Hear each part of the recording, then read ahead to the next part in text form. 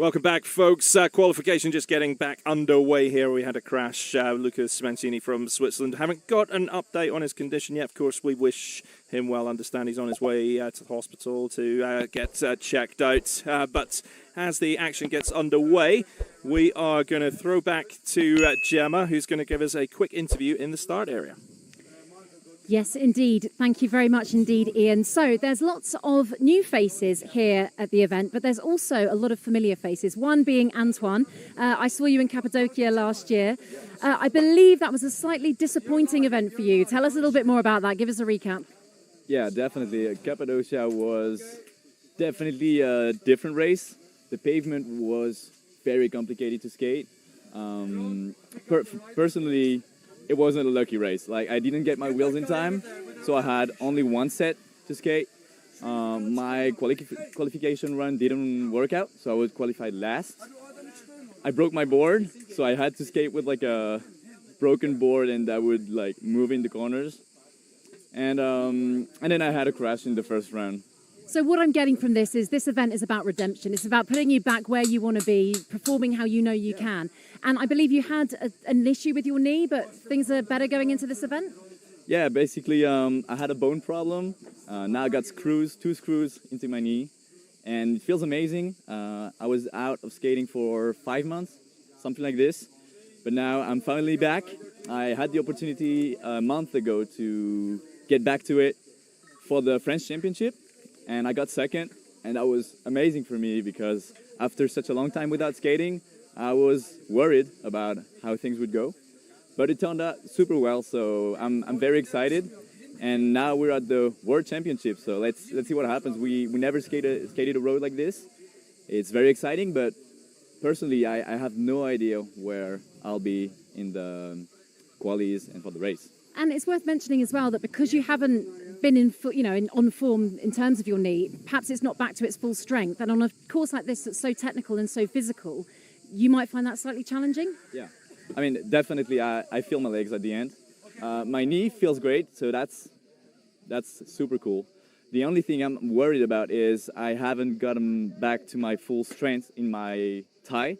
And so for pushing, where it's super important here for the race, might be an issue. I used to push quite well because I train back at home. It's pretty flat, but there's a big hill right after to get back to home, and I'd always do it like full blast. So that's how I got better. But I kind of feel like I lost everything. So we'll see how it goes. But I'm still as motivated, and when I'm back home, I'll start again doing this. Oh, it's great to hear. It's great to have you back, and I look very much forward to seeing what you can do today. Yeah, I'm very excited. I think everyone is, because we've missed racing, especially with like international. Seeing all those faces, it's just amazing to do that every year. That small crew, we all know each other, and we all get to hang out in crazy places like Turkey, Cappadocia, here in Italy. I never went in Italy before, so yeah, it's amazing. It's definitely a great vibe. Antoine, thank you so much for chatting with me, and I will catch up a little bit later on. Sure. Okay. Ian and Piers, thank you too. Ian and Piers, back to you.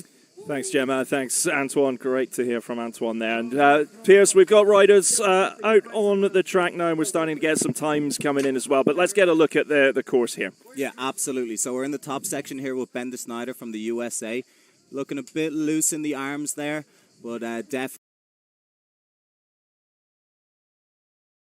And he's looking really good to start off here today. And this is the first of 2 qualification runs. What would your approach be here? Would it be to put a safety run down or go for it hard on both runs? Yeah, you know what, for me, like personally in my life, I'd always go as hard as I could in both runs. You know, that first one, you can get it in, you can bag it, and you can be happy with that and sit on that for the rest of the day. If it doesn't feel like it's the one, you have a second opportunity, but 100% in every quali run is the way to go for me. We're seeing the rider out on the start section here. This is probably the more open part of the course where the speed sort of builds up, and we can see a nice line through that turn. But at the bottom of the course, it gets really tight. We've got 3, 4 really tricky hairpins to negotiate. Yeah, absolutely. Super technical, long slides. The pavement is really slippy today with the heat, so the riders are really pushed to their limits to make sure that they can maximize every second on this course. So we're going to be bringing you a lot of drone coverage. Not quite got the full course covered. I do apologise for that, but we are working on that ahead of finals tomorrow. A lot of racing to come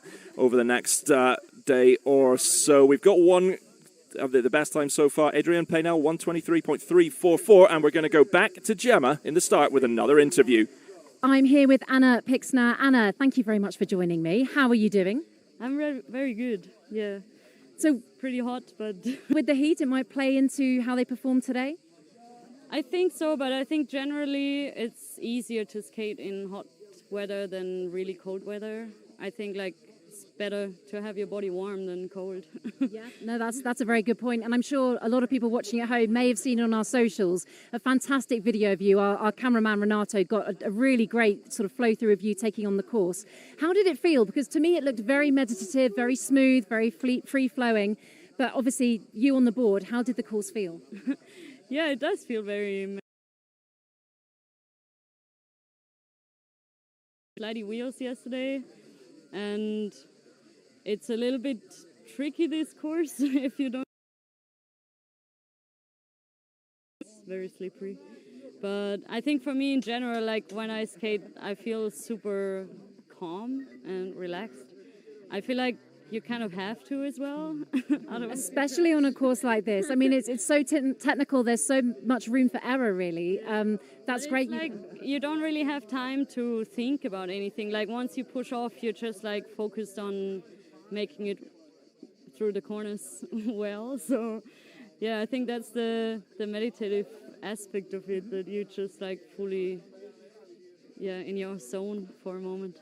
Amazing. And there's a lot of talk of winning the push being quite crucial in terms of, getting you to where you want to be, because there's so little room for overtaking. How do you feel? How confident are you that you can do that?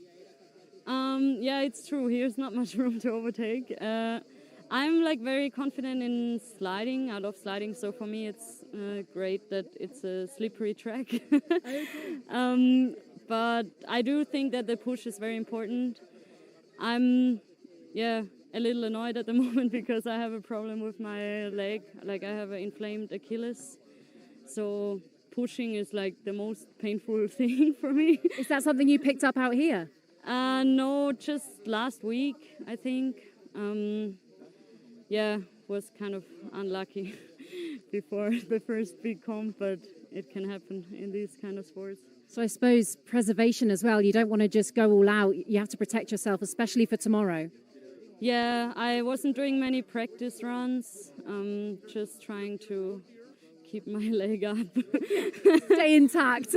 Look, Anna, it's been great to catch up with you, and I can't wait to catch up with you again a little bit later on. But for now, good luck and enjoy it. Nice to meet you. Thank you very much. Thank you. Okay, back to the studio. Well, thanks, Gemma. And the studio is absolutely beautiful here. And one of the things that Anna was talking about, Piers, was the heat, and she was talking about it being really slidey. We're up around about 37 degrees here, and it is baking, it is toasty. But maybe for people that are watching that are maybe new to this sport, what is that going to do to the boards and the wheels?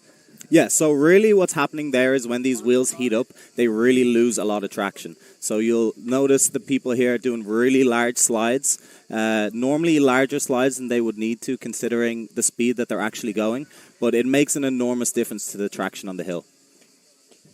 So another rider on the way. The best on the open stand-up, Adrian Paynell, 123.344, timing to a thousandth of a second. Suganakis with the second fastest open stand-up time, 123.816. Pretty tight between those two already, and that is suggesting we could have some stunning racing tomorrow. Yeah, absolutely. Here already on the first run, you can see how tight it is at the top here. We've only had a handful of riders, and we're already within a second of one another. Adrian Paynell and Alex Sukanakis, both two wonderful French riders here. Alex has recently just won the French championship, so he's going to be one to watch this weekend. So just having one or two drone issues at the moment. Those are the two key times so far. Thomas with 127.852 for you. great to see our Peruvian of you guys. Happy to see us here. Great to have some South Americans back in Europe. Yeah, it's a truly skateboarding championships in the heat of Tuscany. Absolutely beautiful. Italy, home to 3.8 million people, the birthplace of the Italian Renaissance. Known for its landscapes, history, and artistic legacy, it is a truly special place to hang out and get very sweaty in, which is certainly what's happening here. We're right by the start line for you. Unfortunately, we haven't quite got the drone coverage yet, but we can hopefully go back on the drone now, following the next rider down the course here. So here we are dropping into this top section. This is an element where you really want to stay tight, keep those hands behind your back, maximize all the speed you can gain in the top while you're going into the middle section of the hill here. Yeah, so that top section, it's really flows nicely, and got to find that aerodynamic position as you were talking about. But on the bottom half of the course, tomorrow, looking ahead to finals, the tactics at play there, that is where, if you're going to try and make a pass, surely it's going to happen on the bottom part of the course. Yeah, absolutely. And another thing about this course is that when you do get in front, you have a great opportunity to lead and block, which can be a very advantageous position on this hill. So definitely the pushing is going to be a big factor in tomorrow's racing. One rider that may be struggling with the pushing, Anna Pixner from Austria, is about to get underway. She's in the start there, but carrying a little niggle. Let's see. She just gives, I'd say, a fairly gentle push off there, just getting herself moving, and hopefully we can pick her up on the drone. There we go. Yeah, absolutely. She's better off saving herself for the racing tomorrow. Qualification is important, but it's not going to give you that. It's not going to be what's going to give you that podium at the end of the day here. So she's probably saving herself a bit for tomorrow's racing. Yeah, that's the smart thing. You can't win the race at qualifying, but if things go wrong, you can certainly be out of the race if it goes horribly wrong. 2 runs, as we were saying, as we talked about a little bit earlier, and it's all about getting that good qualification position for that first round, for the open stand-up. We got a round of 64, so if you can get that top qualifying position, get into that red bracket for the fastest qualifiers, you've just got that easier route into the next round, the round of 32, into quarterfinal semis, and hopefully the big final if you get that far along. Absolutely, Ian. And we have Andrea Moreni here, the Italian local, the Italian legend, some would say. Schizo on the line, ready to push in. He's looking forward to having a great weekend on the track. With a strong push off the line there, we're going to see how he does in this top section here. Getting into his tuck, a nice aerodynamic position there. Trying to keep as much speed and flow as possible through the top section. Arms a bit out there, but not to worry. He's still sending it down the track. And that is, unfortunately, as far as the drone goes. But it's great to see that top section there. And I think you were right to call. He looked a little bit loose. Next rider getting ready in the start gate. Still, Adrian Painel with the quickest of the open stand-up times so far. You can see that on screen. You'll also see there's gravity bikes and inline times on there. They did their qualification a little bit earlier, but we're just going to pick out the longboard times for the open stand-up times. I'm going to get the WDSC terminology live.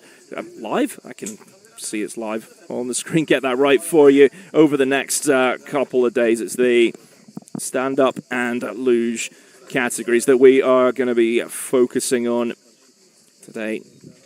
Absolutely, and we have another great Peruvian rider on the line here. Again, very happy to see some South Americans back in Europe, and we look forward to encouraging more to come out and join us now over the coming years. We've been missing you guys for a long time now in the past few years, so it'd be great to have you back riding with us here. Yeah, I appreciate everyone flying in from all over the world, different parts of Europe. International field, as I was saying, great to have some of the out-and-out best in the world in this sport in competition at the World Downhill Skateboard Championship season opener. 100%. And we have Janos Szabos from Hungary dropping in here now, one of our master riders who will be competing in the masters category later on. So he is looking forward to having another great weekend here. He's had some luck over the past few years, so we will see how he performs in the Masters category. Yeah, but I think we're going to be putting together just a Masters final tomorrow. May happen. We'll confirm all that. We've got to be flexible. Coming at you a little bit later than planned, but that's all good. It's great to have the racing underway. Another strong push here. The rider settles onto the board. Great to see. Great work from the drone pilot there to get super up close. Yeah, very talented drone pilot here with us today. And we're hoping to get better coverage of the rest of the hill with our second drone pilot shortly. So now we have our next rider on the line, an Italian local, a young gun, hungry to win something on his home turf. Let's see how he gets on here, warming up now. It's one of the most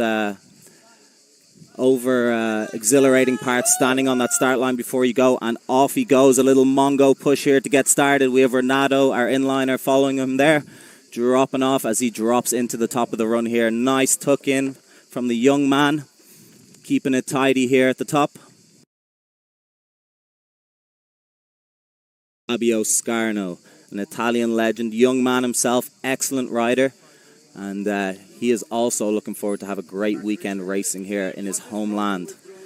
And if you want to see some insane footage from practice yesterday, make sure you head on to our social channels on Instagram, WDS Championship for the Instagram account. You can see some of the footage that Renato caught of Anna Pixner yesterday. It's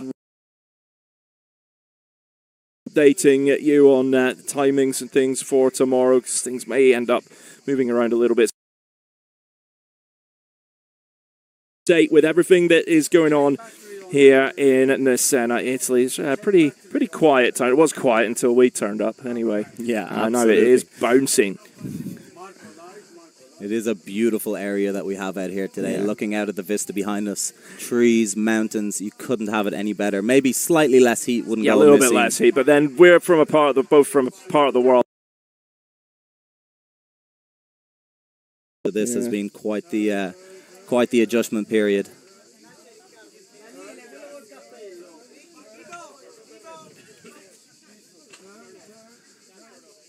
Well, it looks like might be on just another little delay here. There is some of the beautiful scenery that we, Piers and myself, have been talking about there. The traditional Tuscan landscape is a privilege to be racing in this part of the world. Not quite had a chance to go and explore too much yet, but we're certainly enjoying the hospitality that our friends in Italy have provided for us here, and appreciate all the efforts from everyone that's helped to put this event on. It's not easy running an event, but if it all gets a little stressful, just turn around and look at the view. My current view is basically some rocks and some trees in front of me, but even that's not too bad, so we'll take that. So we've got no riders on course at the moment. Adrian Painel still with that quickest time, 1:23.344. Suganakis with 1:23.816. If you're writing this down at home, the Italian rider Aldenucci, 1:24.786. So good to see one of the more local riders up there. And Andrea Moreni with a 1:25.577. Yeah, it's great to see some Italian riders up there at the top already. Marcus Aldenucci, probably the most local to this hill here in the area. Also, his whole family involved in organising this event here today, so we love to see him already up there with a great time on the board. Really tight with the rest of the field here already. A rider from Peru, Luis Rabanal, with a 1:27.772 as well. And working my way down through the list, try and pick out Garrett Bellonger, 1:28.724. Ben de Snyder, 1:28.336. Nice to have some riders from the United States out here as well, joining us here in Europe for the first World Cup of the year. Everyone's extremely excited. Everyone's back together, the whole family back together, happy to see one another again. It's really great vibes out here in Italy. So we do have another rider on the start, Giulia Bottazin, I think from Italy, getting underway, but didn't quite try to catch her. She's off. Drone's missed her. So that's the scene in the start. The drone back on Botazin. Again, so, it's just standing quite tall in a couple of the turns there, and we're moving again with continuing with the stand-up category here. Absolutely, we have Tommaso here on the start line, another Italian rider. Great to see such a strong field coming out of Italy. Local people at local events, it's what we love to see. Tommaso pushing in here. Bit of an easy push on him there, probably taking a bit easy as well today, keeping himself safe for tomorrow. You got there in the end, well done. Yeah, absolutely, pushing through here, just like Tommaso, pushing himself down the hill here. The drone with the excellent footage following from behind there. Love to see that. So the Italian underway. We're looking for more riders here. It's like Mr. Carlotti is about to get underway. Carlotti, a young and very talented rider from Paris, France. And we are very happy to see him and what he can do this weekend on the track here at Nusenna.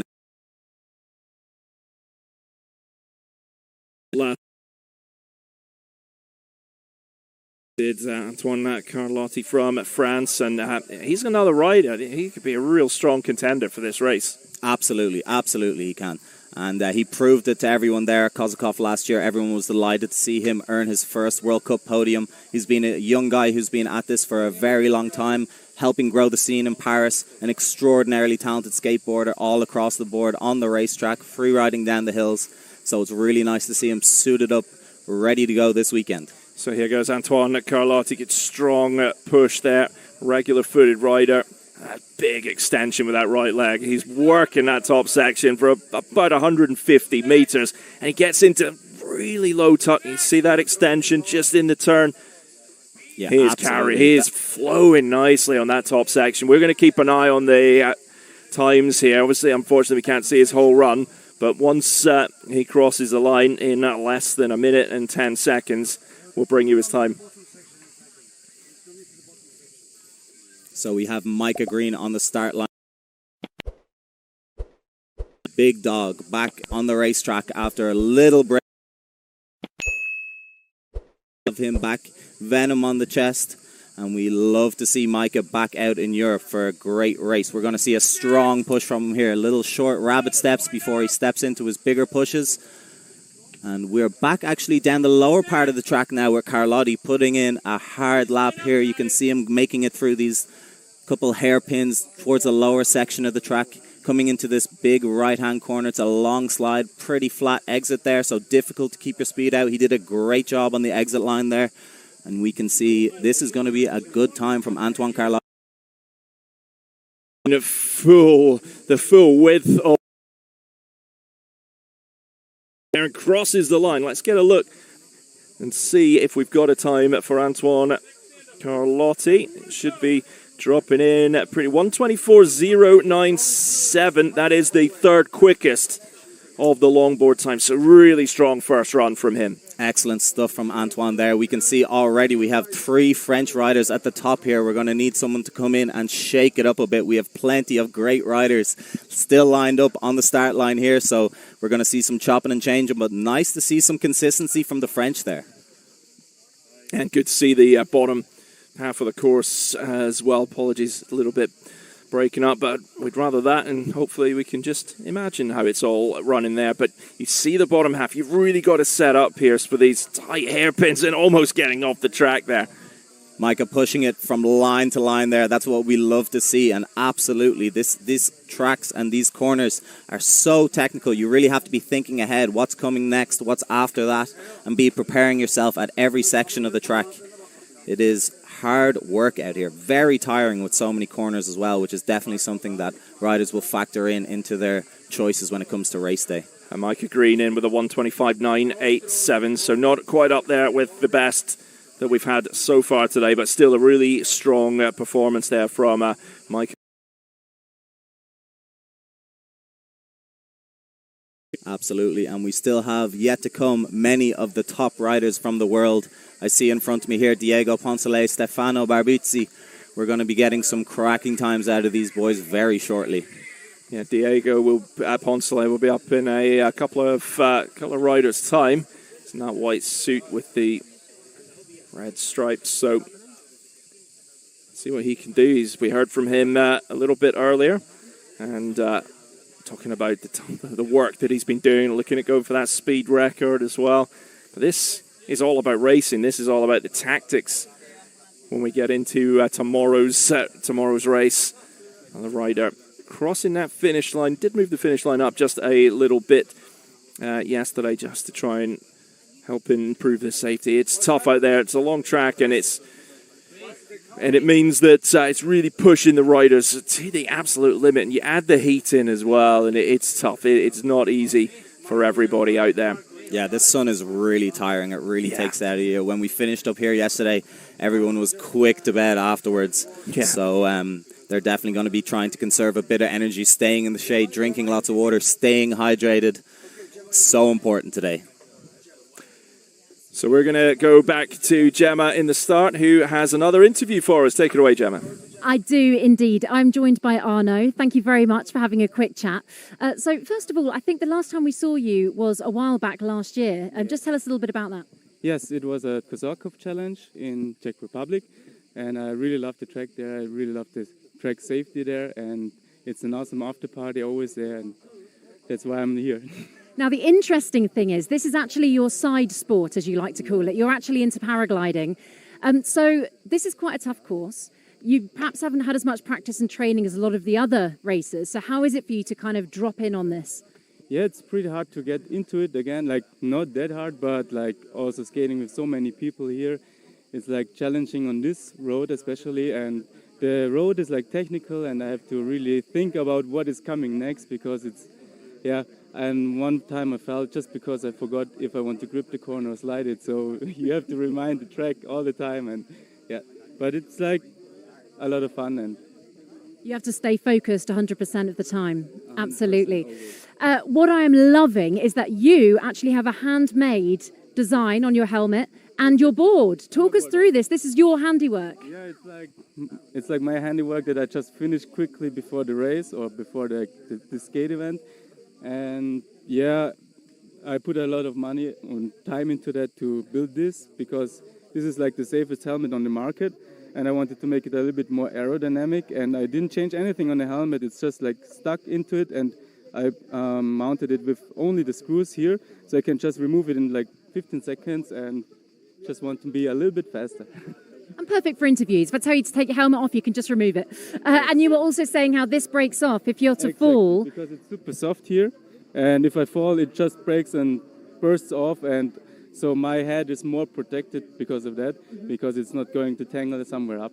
And tell us a little bit about the board as well. Yeah, this board is like, I bought new trucks, and I wanted to have some like custom made that fits really my size, my tuck and everything. And so I made a press. First board was for my girlfriend, actually, because she had troubles with the big sizes of the longboards that are on the market. And so I made her one, and I liked it, actually, so I made myself also one for this. Amazing. And this is the first time you're going to be testing your board and your helmet? Exactly. The whole setup is like completely new. And how do you feel about that? Are you anxious, nervous, or just excited to see what you've worked so hard at doing in action? I'm just super excited. Yeah. Amazing. So are we. I cannot wait to see. Thank you so much for chatting. Good luck out there. Thank you a lot. Back to you, Ian. Back to you, Piers. Thanks, Gemma and Piers. Now we're starting to see some of these times come in, and as we're saying, it's getting pretty tight. But we're seeing riders coming up to us, wanting to see their times. How far? Who have I got to beat? And, I think Diego Ponce is up in a couple of riders' times. He's already got his eyes on top spot. You can see that intensity there from him. But we got, who have we got in the start here? We have Stefano Barbizzi, Italian's strongest racer here. He's been doing this a long time. Really looking forward to him. That is what's going to make you fast on here. If you take too much risk in these conditions, you might get lucky, but you might end up in big trouble. So flow, clean lines, absolutely key for me. But then I don't really know what I'm talking about. So. No, you're perfectly right, Ian. Consistency is very key. kind of you, Piers. Very kind of you, Piers. No, of course. Consistency is key. That is what I always say. You can push yourself to the absolute limit here. Just to the upper part of your limits, but make sure you stay on that board. We only have 2 qualifying runs here today, so it's so important. On the start line now. So, not quite sure what the delay is, but Barbizzi is ready to go. But we understand there's a yellow flag on the course now, so we do understand why there's a little delay. So, yellow flag on the course, which means we have to hold the riders in the start. Obviously, safety is our concern, so not got any update. Actually sure who it was that has gone down, because we didn't see it on camera, but we're under a yellow flag, and as soon as it is safe to send Mr. Barbizzi down, we will get things underway, and it looks like he's getting ready to go, Pierce. So let's watch his start. No, I like this. Yeah. I like this. This is what we love to see here. This is the Tiago Lessa special. This is one of the best pushes we have in Europe. A great rider, and off to a flying start here today. Nice into a tight tuck, very aerodynamic positions from the Italian man here. You can see him keeping his arms beautifully behind his back through this top section, not losing a second of speed. And we cut back to Diego Poncelet, the world champion, on the start line. This is who we're here to see here today. This man is confident as a king and ready to throw it down. He took 2 wins at WDSC last season, winning final round in Cappadocia, winning the opening round in Monteciano, and he gets his 2023 season underway. Very relaxed start, but the power is there as well. Now he settles in to the top turn. You can already see the speed he's got. He is absolutely flying on this top section. No question. Fastest man on the planet right here. Looking forward to setting a world record in speed this year. We can cut back to Stefano here right at the end of the track into the last left corner. Great lines from him here. We're going to see what time he can put out. Oh, actually, I'm wrong there. That was actually the top left. We're going into the last righty here in the middle section of the hill. Stefano put... The pavement has some... It is so easy to go down, and as he's crossing the line here, I'm going to bring you the time for him as soon as it flashes up on a scoreboard. Poncelet is on course as well. We'll keep an eye on the times for him. Stefano Barbizzi, 1:25.221, right in the mix, which is exactly what we expected with his time. No question there. He'll be happy with that. A solid start, and he'll be frothing on the start line for a second run to try and improve upon that time. Another Italian pushing into the line here. And a strong start from him. So on the top section, settles into the tuck position. And again, you can see just there, the rider feeling that little wobble, little bobble there. But doing well to stay upright. We got Chappie Chapman from Austria here coming in to the bottom section of the hill just before the finish line there. With his funky helmet. Oh, I'm wrong again. I really should learn this track a bit better there. Come on, Piers, let's go for a walk. I did not have enough time to skate laps here today, guys, so you will notice that my track knowledge is subpar. My track knowledge comes from a late-night van ride with the boss. I'm not going to talk too much about that, but I can guarantee you we set the quickest time of anybody on that run. But we have had a walk down the course as well, getting a look at it. But until you see it and the riders on it, and we see it tomorrow with the riders 4-on-4. That is what we are waiting for. Then we'll see really see how it plays out. Now, folks, do you want a time? Because I've got a time for you. Diego Poncelet, 1:21.603. My God, wow. The man is on fire already. You called him the fastest man on the planet.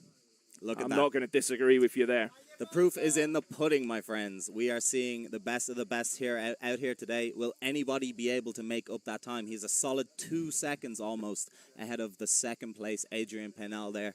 People are going to be thirsty now to try beat that time in their second run, including Diego. And he didn't even call himself like one of the favourites for today. We've still got to see the likes of Harry Clark, Owen Fox to come down as well. But I think that time, I mean, if I was Diego, I think, yeah, it's a hot day. Let's just go back to the pool now.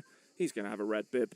Absolutely. The man is so humble, and we absolutely love that about Diego. He's one of our favourite people. Everybody loves him.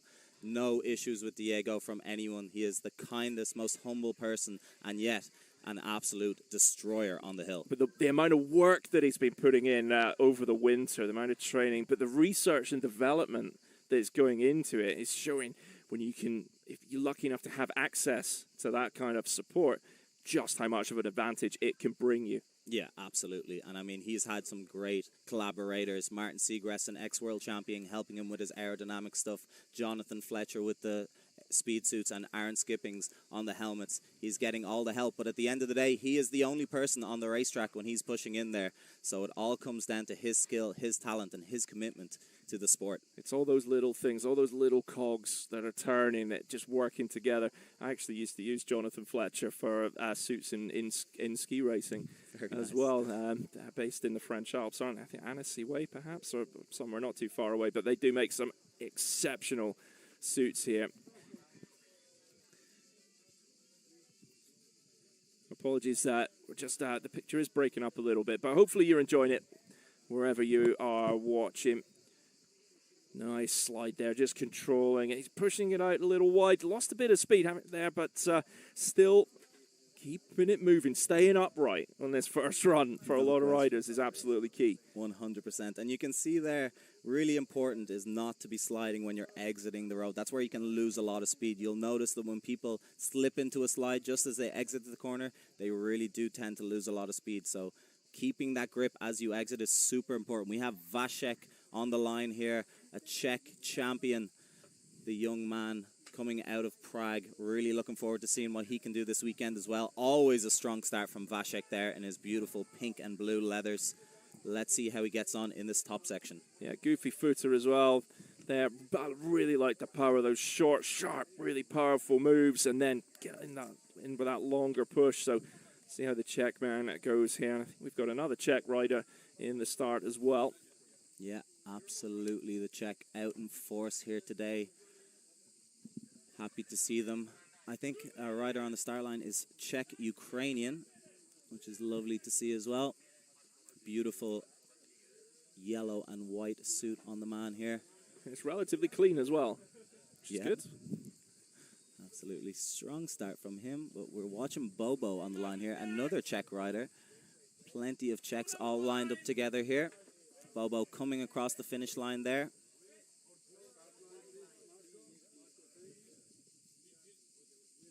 So nobody's got close to that time of Diego Poncelet of late, but it's the Italians that are impressive. We've got three Italians in with good times in the 124s, 120. A little bit before this event, perhaps, just getting some of that local knowledge and a few more riders in front of us in the commentary position. Been told to get a move on. You can see the views in the start here. Okay, so here we have Yanis Markarian, our second place from last year's World Championship on the start line out of Lyon, France. We're just following our Czech friend here down as he passes the middle section. Yanis on the line here. No doubt Yanis is going to put in a tight time. Yeah, Markarian third in Kazakov, third in Cappadocia last season. Just finishing second in the standings. He is, well, anywhere like in the 123s or 122s, he's going to be pretty stoked about that sort of time. But I can't see, is anyone going to get close to that 121? 6:03 from Diego Poncelet. Well, let's hope so. We want it tight. We want it close. And see just that little bobble in the turn there before the finish line and the rider across the line. Absolutely. And Yanis actually set the track record at Kozakov last year, so we can definitely expect a good time out of him, beating off the likes of Harry Clark and Diego Poncelet last year at Kozakov. So quite possible he might even get a pole on Diego here.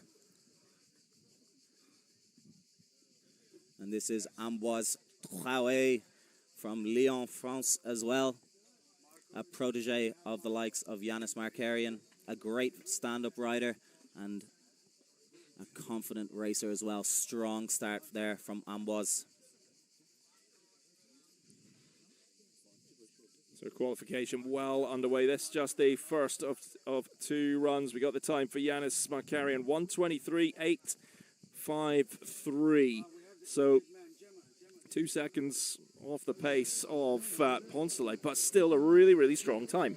Absolutely, still in the top 5 there, coming in at 5th place. He'll be hoping to do a bit better in his second run here today. It'll be interesting to see what Diego Poncelet does on the second run, because he may look at the times. He may come to us and want to have a look at the times and, okay, just going to save myself, I think, as you said earlier. But, you know, the type of rider Diego is, you know, he's probably going to want to try and better his own time on run 2, isn't he? Yeah, I know. It's possible. You know, Diego is also the ultimate tactician on the racetrack. We do only have 3 sets of wheels for racing and qualifying here today, so it could be essential to save that little bit of skin that gives you the extra grip. That's the fresh, clean surface on the wheel before it starts to wear out. You start to lose traction the more you use that wheel. Even so, it's possible that he might just bank that first qualification run there, be happy. He still is standing a solid 2.5 seconds on pole there, so we might see Diego save his wheels, save his energy, and keep it all for the racetrack tomorrow. Yeah, especially with these conditions out here, the temperature on the road. I don't have any way to get temperature for the road surface. It's sadly not Formula 1. We don't have that with us, but it's pretty hot. I can tell you, it is absolutely scalding. I wouldn't want to be out there in bare feet, put it that way. So it is really going to shred those wheels. 100%. And so it's going to be about managing equipment through, but also managing yourself through this, trying to get as much water around to the riders. Thankfully, nice lunches have been provided, but these guys have been waiting around all day. They've had a few practice runs and things earlier on, but it's been a long day out in the heat. Thankfully, there is a little bit of shade around in the start area, but we've got a lot of tired-looking faces around, and you can totally understand that, and that's just the crew, in fact, that are the tired-looking faces. The riders, they're professional. They know what they're doing. They can handle it. No question. It's just me that's struggling. It's just me. And in those leather suits as well, you have an extra 10 degrees of heat onto your body there, sweating profusely into the leather there, maybe loosening up the leather a bit, but my goodness, are you suffering when you're in those suits. And you don't take it off because you're never getting it back on. Absolutely There's not. been 1 or 2 comments that we should be in leather for this today, but I managed to get rid of those comments pretty quickly, so it's just not going to happen. Hussein Nas pushing into the start line here from Norway, the younger brother of Ali Nas. Excited to see how he performs this weekend. Leo Richard on the start line there.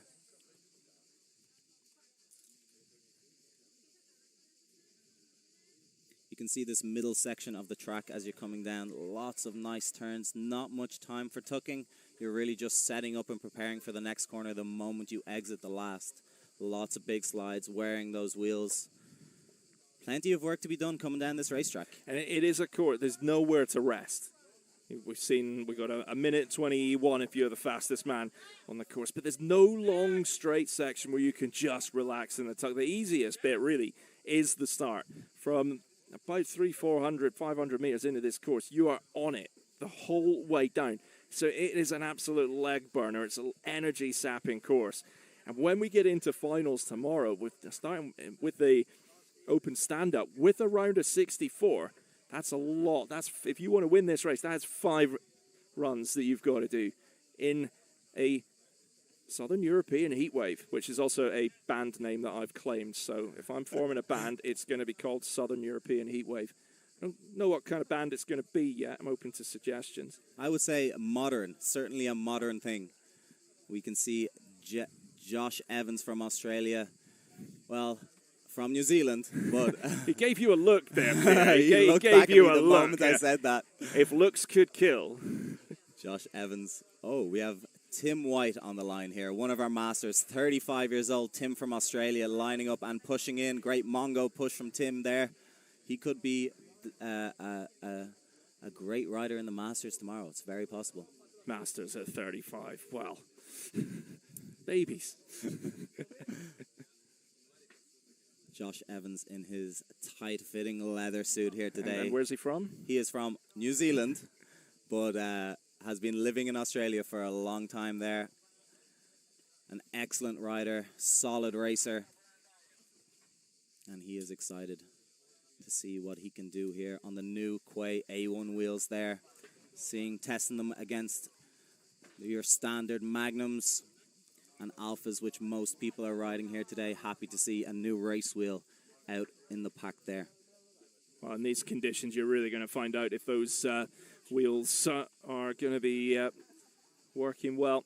I've seen a few other riders in front of us. Owen Fox out of Santa Barbara, California, not too far away from getting his first qualification run underway.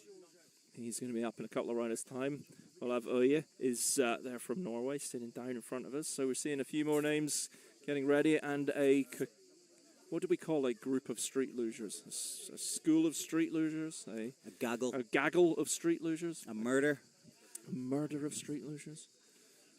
No, I was going to say something else. I'm not. I'm going to work on that for tomorrow. But they do like to stick together. They move in packs, don't they? They Absolutely. move in packs. Slow packs.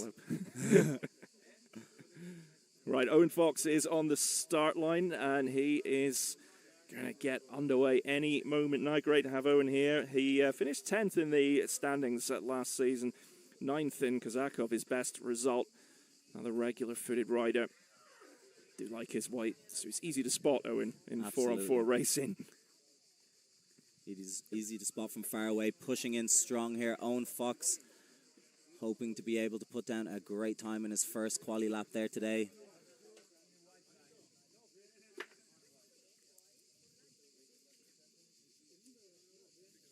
Tristan Cardillo here on the start line as well. Swiss rider out of Lausanne. Powerful rider. Lots of wins in his book. Great hills around that part of the world. And the road surfaces in Switzerland are out of this world in terms of quality as well. Absolutely. Some diamond grade pavement out there in Switzerland. Mitch Thompson here taking some tidy lines, wide exits there towards the bottom of the course, coming into the last hairpin. He's going to throw the counter drift there and grip the left. Nice line from Mitty there. Let's see how he comes across this line now. So I'll give you a couple of times. Josh Evans, 1:24.385. Tim White, 1:26.560. And we'll give you Owen Fox's time as soon as we get that.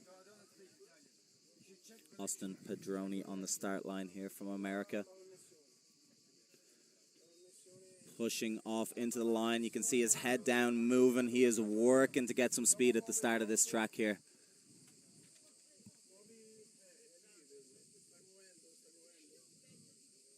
Behind him, our youngest rider in the field, Andreas Bukele out of Paris, France.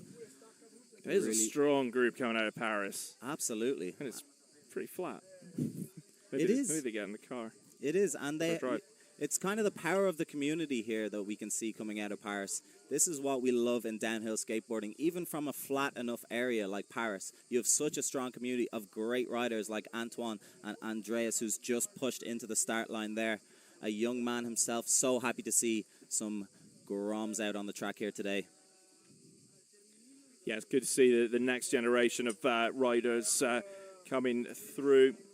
Tristan Cardillo, 1:23.851, which is an exceptional time as well. The Swiss rider. Haven't got a time for Owen Fox yet, but I'll have a look for that in a second. Well, I'm glad you're here, Pierce, but Owen Fox with a 1:25.002. He's going to want to try and better that for sure on the second run. But Gemma's got another interview for us. She has got Olav Oy from Norway.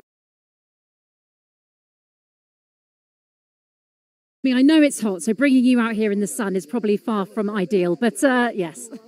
Yeah, I'm more comfortable in the shade. I'm not used to this heat. In Norway, we don't have anything like this, so I'm trying to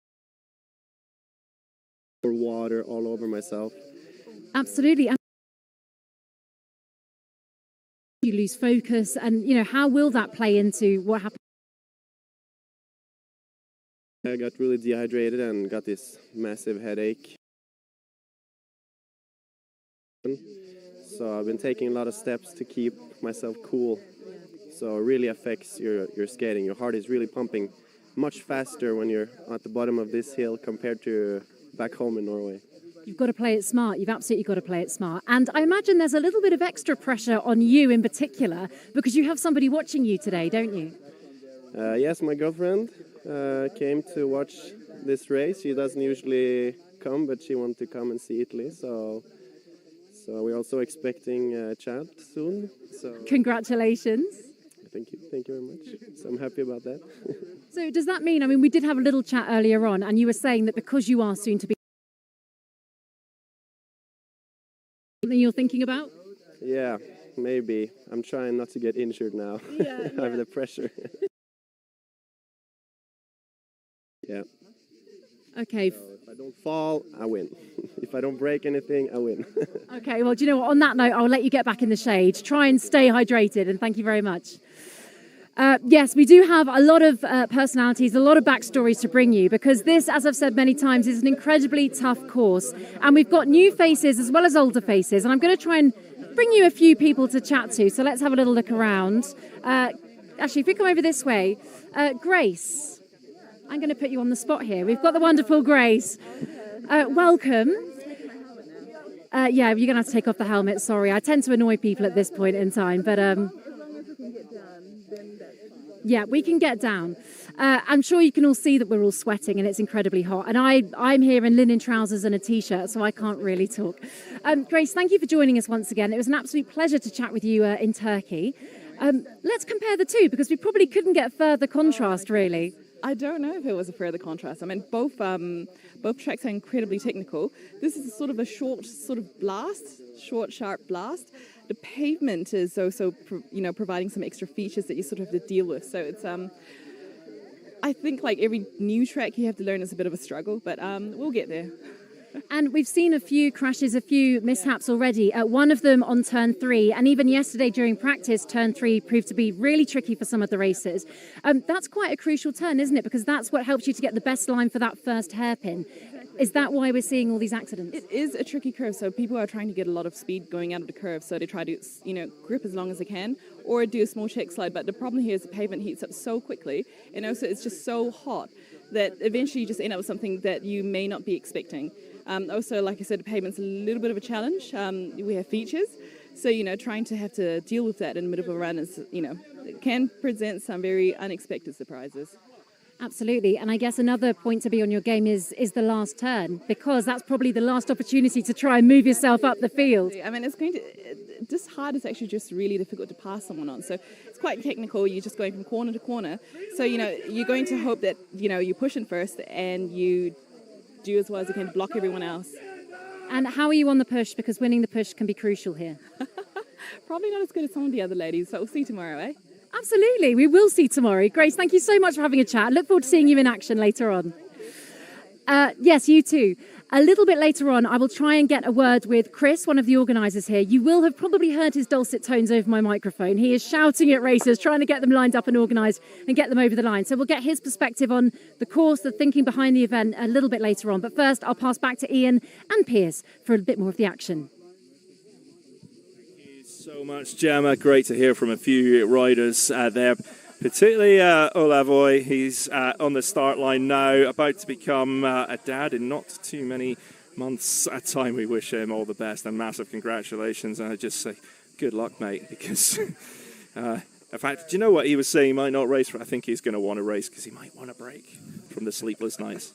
But it's amazing, and a massive congratulations to him. Harry Clark's on course, and he had a really strong start. Gregor Schwab as well from Switzerland is underway, so we're going to be keeping a close eye on those times. But Piers, Olav is by far and away the tallest guy on the circuit. Do you think this course is going to suit someone? He's got a big range of motion, but it's quite hard to get into that aerodynamic position when you're his size. No question about it. Like, really, to be honest now, the height is one thing. It's the weight that we see here that's going to really affect his performance on this hill. This has a lot of corners, and a heavy man slows down slowly is just the reality of it. He is probably the heaviest rider we have on the course here today, clocking in a solid 90 kilos. It'll be interesting to see how he can maintain his grip. He'll have to do longer slides. He'll suffer more with the heat on his wheels. But no question, Olaf is still going to give us a great show here.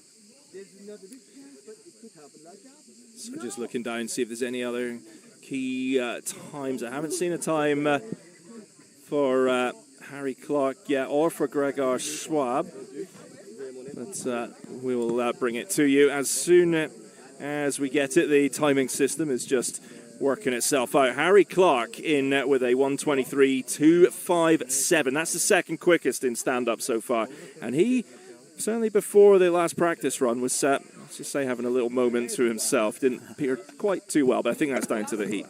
That is Harry's start line tradition right there. The man has interesting ways of preparing himself for the race, but look, it doesn't matter. It worked. The ex-world champion, 2019 world champion with a smoking time, but we just got a new time coming in here from Gregor Schwab, the young man from Switzerland, Kozakov champion, with a fiery second place at 1:22.773. Fire from Greg. That is rapid, and I watched him out of the start whilst Gemma was bringing us those interviews, and he was up for it. He gave it everything out of that start, and he's been rewarded. Now he's still over a second behind Diego Poncelet, but those times from Schwab, from Clark, very, very impressive, and we'll bring you Olaf's time when we get it. We've got a few other riders still to come. You can see in front of us, Grace Wong is going to be starting fairly soon as well. And then we're going to go into the street luge. And we'll bring you their times. And once that is done, we're going to rerun the fun, get everyone back to the top. Maybe Gemma will grab some interviews. Maybe me and Pierce will have a sing-song, some traditional Celtic music. Or we'll throw something on screen for you. Who knows? But a little jig. Little jig. We'll have a brief Kaylee in the commentary booth. 100%. Miriam Weisschu on the line here from Germany, a strong female rider, looking forward to racing in a strong field for the women's out here today in Italy. It's growing. We want to see it grow. 100%, no question about it. Always happy to see plenty of women involved. So Miriam Weisschu underway, regular footed rider there, now settles in. I wonder, just feel you could put more pushes in, but sometimes just getting settled into that position, get the feel, get in the zone, the flow of the course is the way to go. Apologies, we're having one or two issues with the drones here, so we're not able to bring you much from the course. I hopefully you're enjoying our witty banter.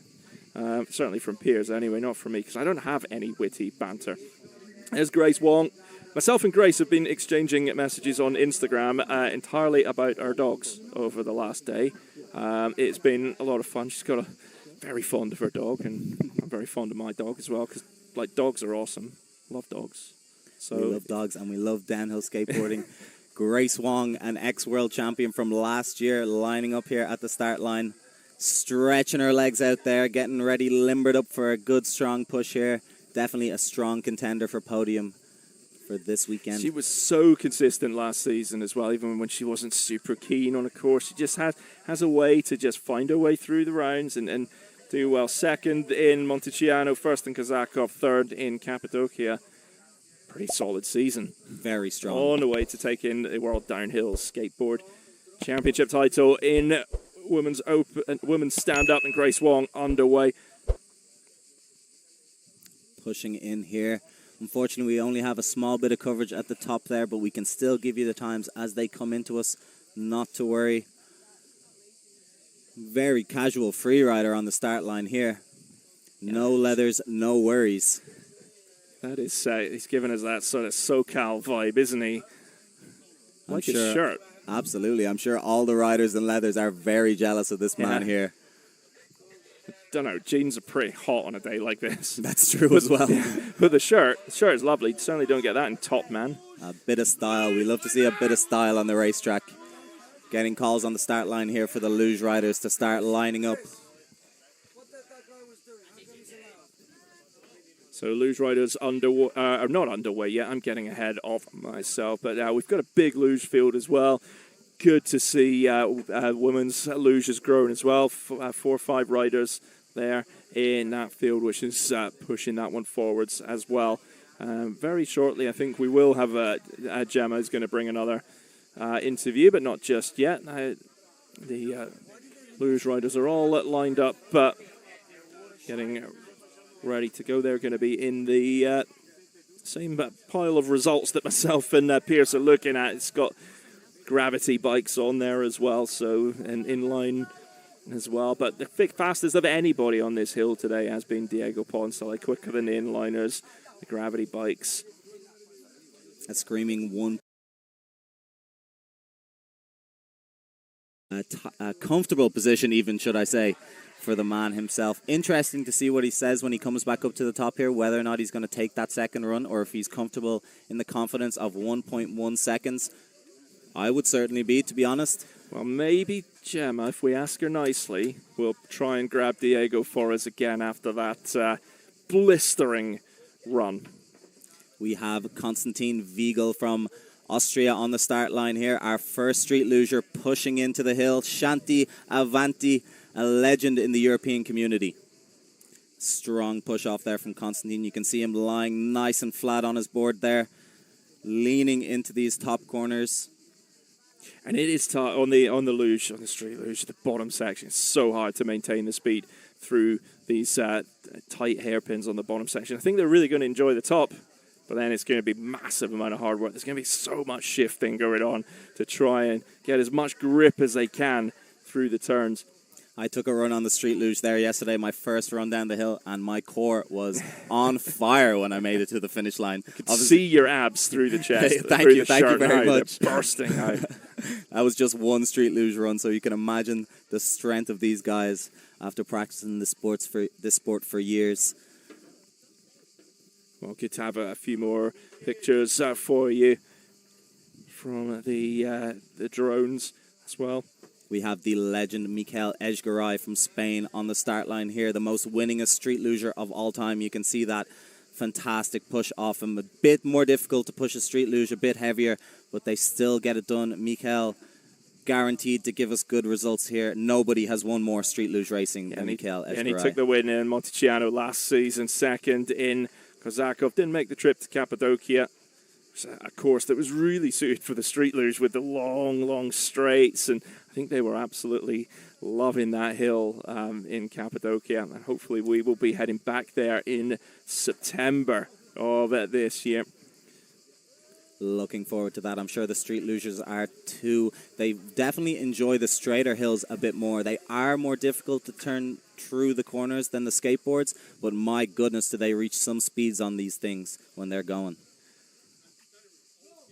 So Abdel Nazdan from Malaysia, great to have him here. Again, that last season's world champion. He went second, fourth, and took the win in Cappadocia to grab that world title. He is underway now, and they're from the UK, from Yorkshire.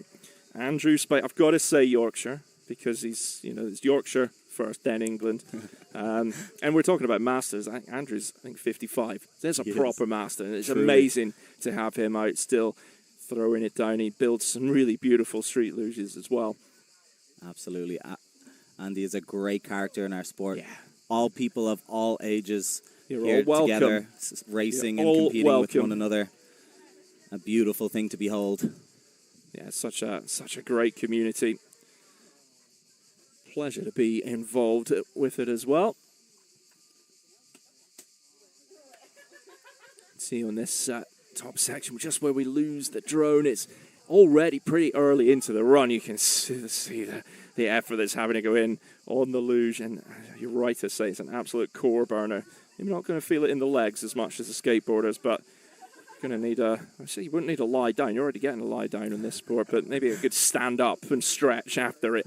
That would be pretty important. But they're much easier to get in line, the street lugers, aren't they? They line up a bit better. Yeah. Far more... following the rules. Considerable bunch.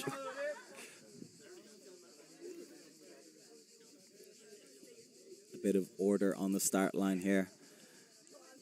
The lugers sitting back, taking it easy, and getting ready for their first qualifying run here today at Nusenna in Italy. A scorching hot day, as you can see on your screen. You can only imagine the sweat trickling down my pasty white face here today. I normally have a pasty white face, but it's bright pink. True, I'm more of a lobster, to be honest, at the moment. Just going to give you a street luge time. Mikel Edgaray, 1:26.211. Yeah. That is impressive through those hairpins, how he's handled that compared to some of the open stand-up riders as well. He's not too far off them on a course that we think is going to suit this stand-up riders a little bit better. So that is impressive from Etchegari. But that is what we expect from him. No question about it. The man is an animal on the track. I'm sure every rider, when they saw him on the starting list, had a bit of fear in their bones to see the man himself coming back for another crack at a world championship. Just scrolling down, see if I can find any more street luge times for you. Can't see any, but then been in the sun so long, my eyes aren't really working properly. You're younger than me, so you can Fresh you eyes. can do it. Yeah. So yeah.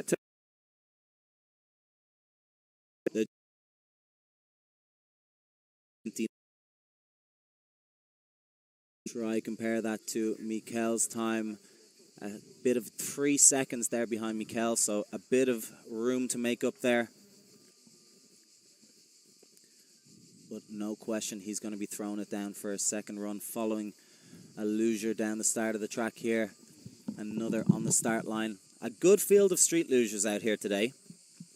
Love to see a strong street luge field. Plenty of the best riders from all around the world, flying from every corner of the globe to attend. He's hit the podium, but he's going to want to push it. But tactically, this course, Colby's a switched-on rider. This could really, really suit him tactically if he can get close to the likes of Etchegari.